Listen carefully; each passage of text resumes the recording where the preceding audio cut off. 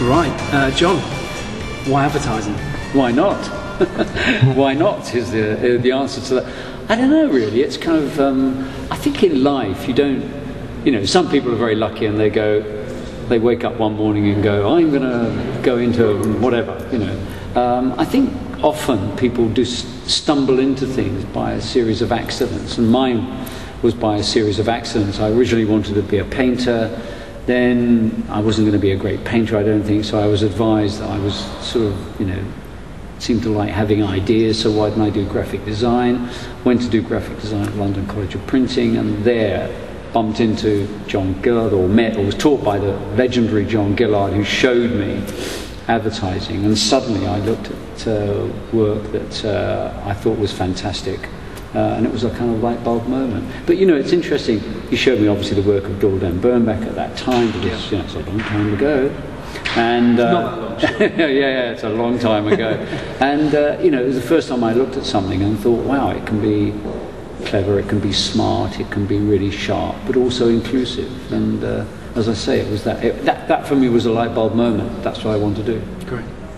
I run an independent agency group based outside of London. I'm an ex-London guy who's come out of town, and I think the people who are going to watch this little video back are going to be thinking the same as me. Give me some crumbs off the table. Tell me, how does one make a great agency, and what's the secret of your success?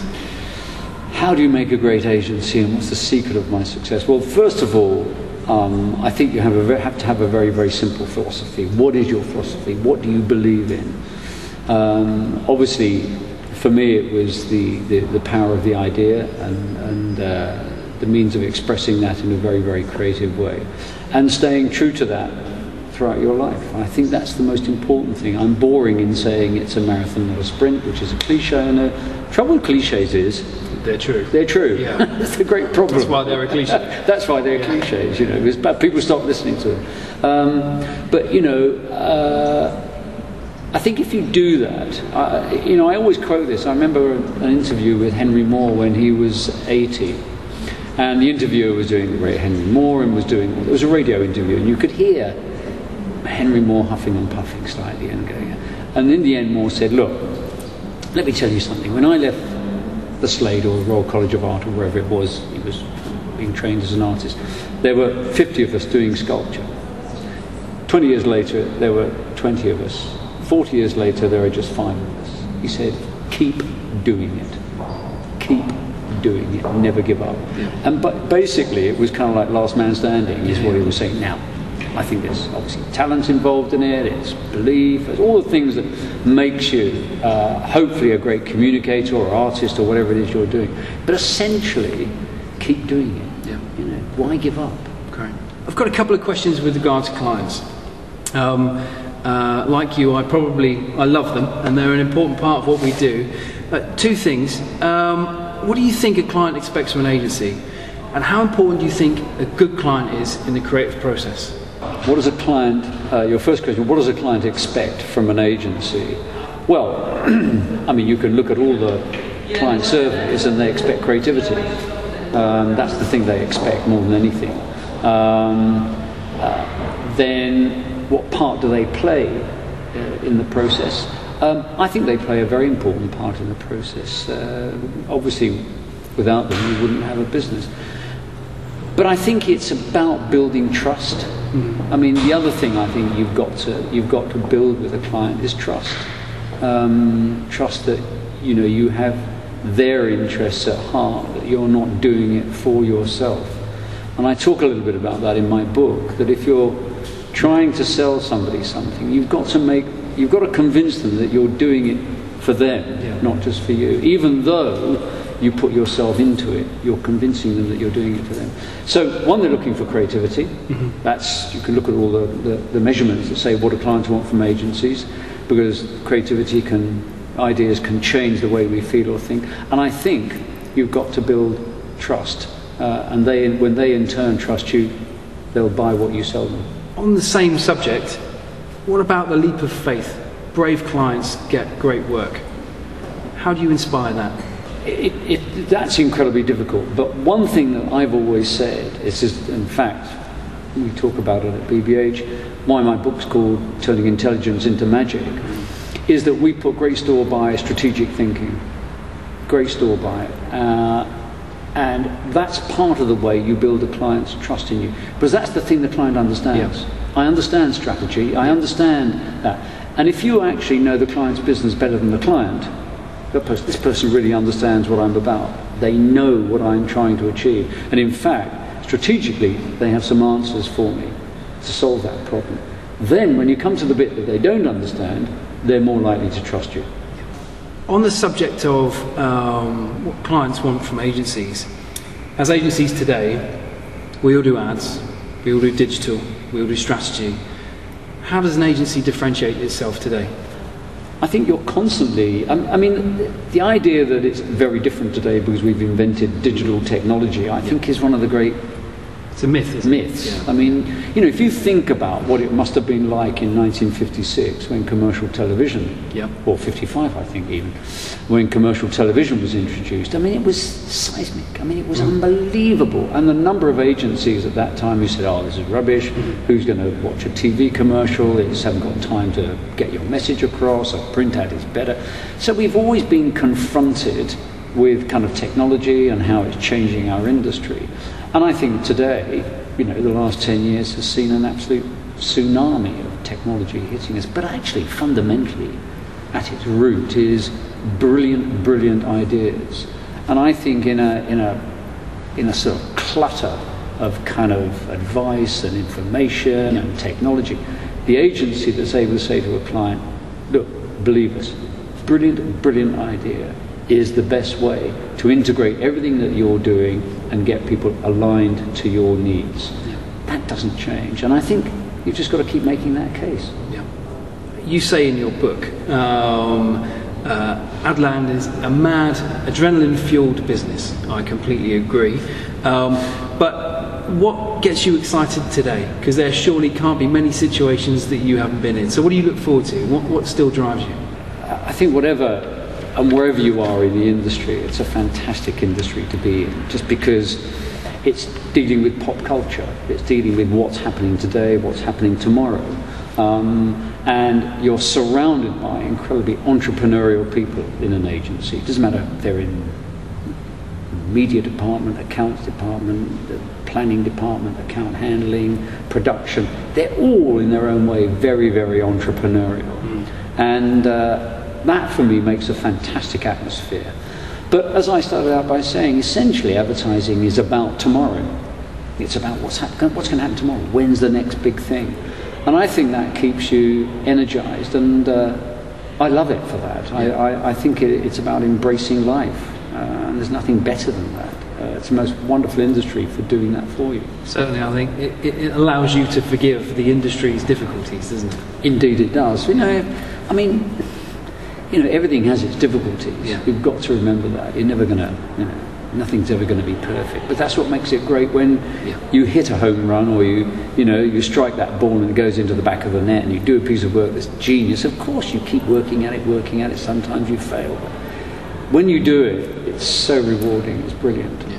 How would you describe BBH in one sentence? We have a black sheep as our logo. Yeah. So I describe it as the black sheep. Of the industry. Yeah, when the world zigs, you zag. I put on Twitter yesterday, I'm meeting an advertising legend tomorrow night. What on earth does one ask him? And apart from everyone shouting at me, can they have a job? I was asked. Yeah, it was very much like that. I thought about asking you myself. One of the major things that everyone kept coming up with was, when everyone's zigging and now everyone's zagging, what the hell does anyone do? you zag the other way. Zag it's again. always zag again, don't you? I thought you might say that. Well, I'm going to, aren't I? There's no other answer to it than that. Okay. How would you describe the Hegarty brand? God, how would I describe the Hegarty brand? I think constantly inquisitive. And I think that's the thing which, I think if you're a creative person, you've got to constantly be inquisitive. Yeah. Curiosity is our currency. It's absolutely. I mean, and what you're doing is you're always asking why. Yeah. Why is that like that? Why don't we do that? What would I do if I was in that situation? How would I change that? Why does that work? Why doesn't that work? Why shouldn't we do more of that? I think you're constantly you're constantly inquisitive. Yeah. And I think that is one of the ways I think you stay kind of relevant in an industry which can soon make you irrelevant. Absolutely. And just to expand on that, you know, and I think this is a quite an important point. You know, I say to all the creative people, I say, remember you've got basically 10 years. Yeah. You've got 10 years. Yeah. The question is, how do you turn 10 years into 15 years into 20 years? But if you look at any other creative following, if you want to call it that, you probably have 10 years when you do your great work. So you look at Bob Dylan, you look at, you know, whoever, the Rolling Stones, you look at that. But it's fine for them. They can go, you know, Mick Jagger can go around the world singing Jumping Jack Flash, written in 1968 with Keith Richard, not Cliff Richard, as somebody said the other day. You know, that's wrong. And 30,000 people turn up to hear him sing it. But our business, you've got to come in every day and have a new idea. A very favourite read of mine every Friday, JB, he constantly says, and I utterly agree, I'm interested if you do, advertising, digital, social media, PR, brand strategy, activation, creation, all of the things that we've broken our industry down into, isn't it just advertising? You know, there's always a feeling that every generation wants to reinvent something. I mean, I was just, you know, here we are in the People's Museum, isn't it? Right? It's a wonderful place. It's a fantastic place, and they're just about to put on an exhibition of political posters from sort of, you know, 1860, 70. I mean, go and have a look at it, if you live in Manchester, obviously. And, you know, we think we reinvented the political poster. You go and see they were doing it back in 1890. They were doing it in 1920. It is all just advertising. Don't get, you know, yes, technology is fundamentally important. It's the sort of, you know, it's the handmaiden to creativity. It allows us to do things in lots of different ways. But, you know, we've become obsessed with the technology, not with the ideas. Yeah. And I think, I know, you know, people keep saying that, but you keep hearing it. You keep hearing it. And, you know, you've got to understand technology is there just as a means to which you transmit an idea. But this is the best time ever to be in advertising, I think. You know, could be the golden age. Yeah.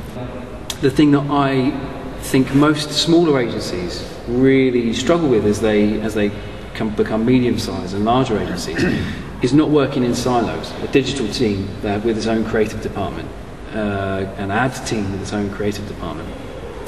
How have you overcome that at BBH? I'm not sure you necessarily ever overcome it because people become very territorial about what it is that they do.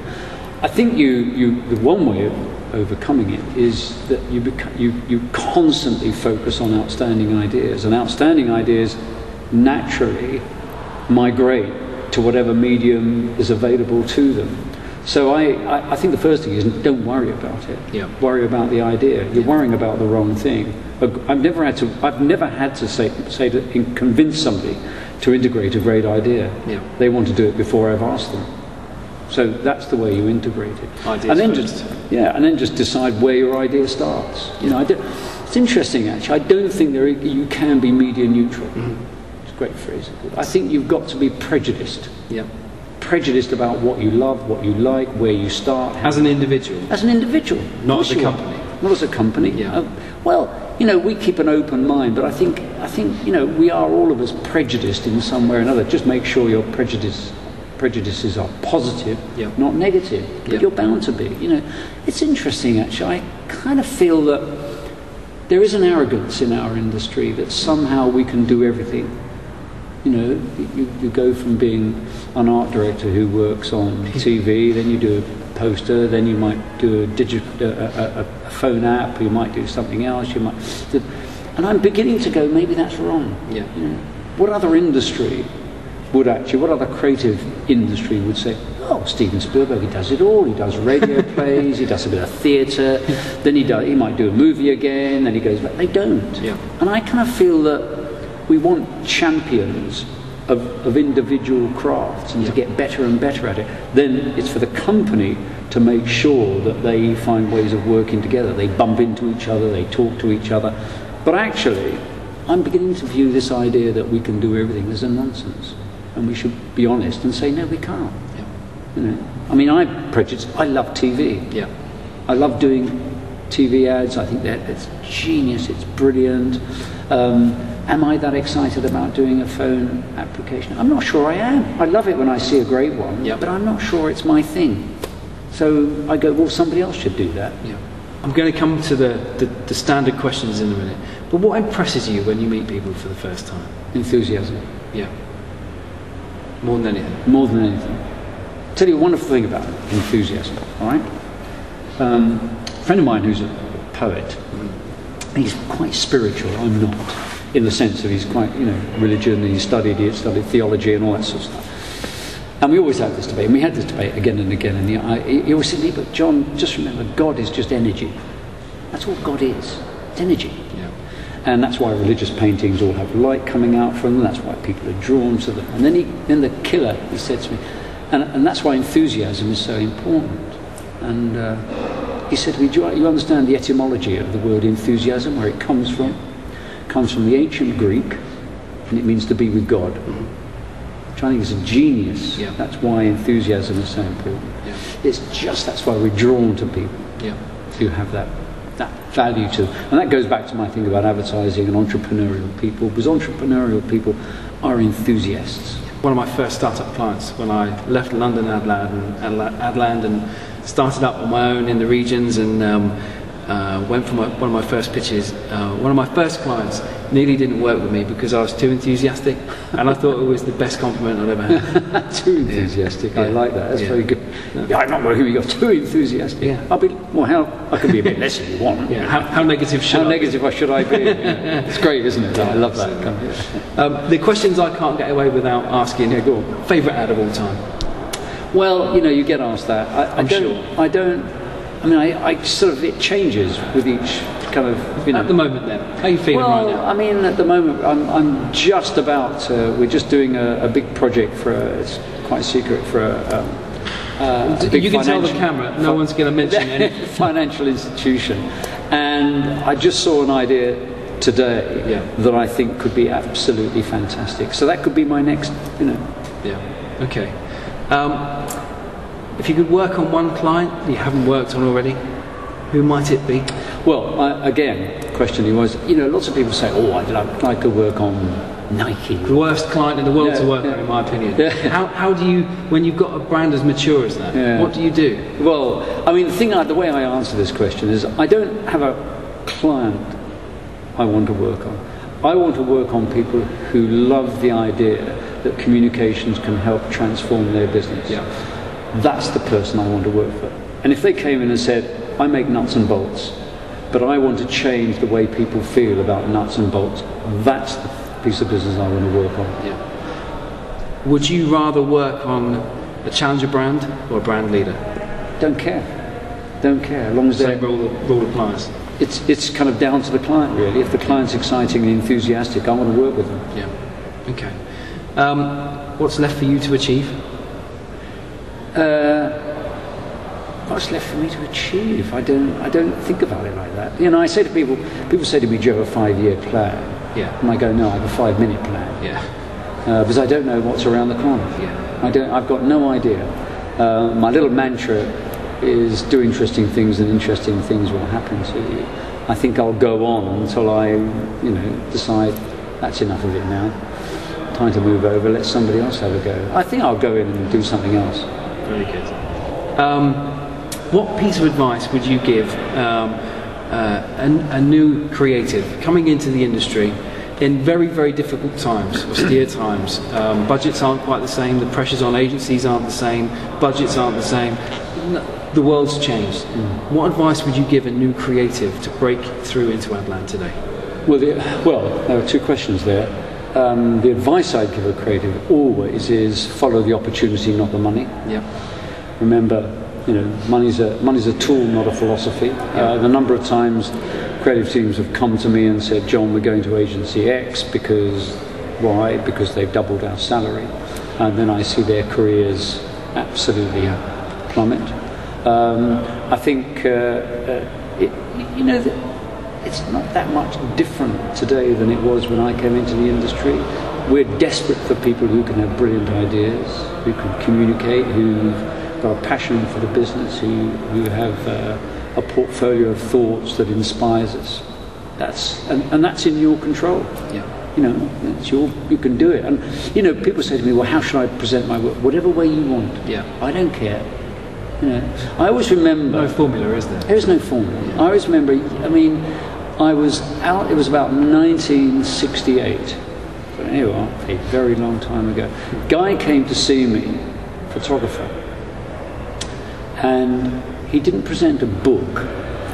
He gave me a little kind of notebook, scrapbook, and in it he'd had photographs stuck, Polaroids, Yeah. that he'd shot because he was seeing things, doing things, and he was writing. So it was a little scrapbook. So he presented his portfolio as a scrapbook, and his name was Paul Misso. I remembered that. Nobody ever showed me that before. Yeah. And I thought that was brilliant. And that's the point, isn't it? And that's the point. Yeah. He showed me something that was totally fresh. Yeah. Do something that's fresh, but is relevant. It's very easy to do something different that isn't relevant, but be relevant. I mean, why do all portfolios have to be black? I keep asking. Okay. 2 final questions for you. First up, significant moments in your career and for the agency. Is there one that stands out more than anything else? Well, meeting Charles Saatchi was one of them. Yeah. Working with Charles Saatchi, and meeting and working with John Bartle and Nigel Bogle, I suppose, is the other. Yeah. Fair ones, I think, as well. Pretty significant. I reckon. Last question for you. A quick word about NAVs. Yeah. Why is it important, and why should people be involved? Well, I think it's incredibly important. I think it's in some ways it's a very unforgiving industry. Yes. It uses talent up and it discards it, especially in the creative area. I think more so in the creative area than any other area.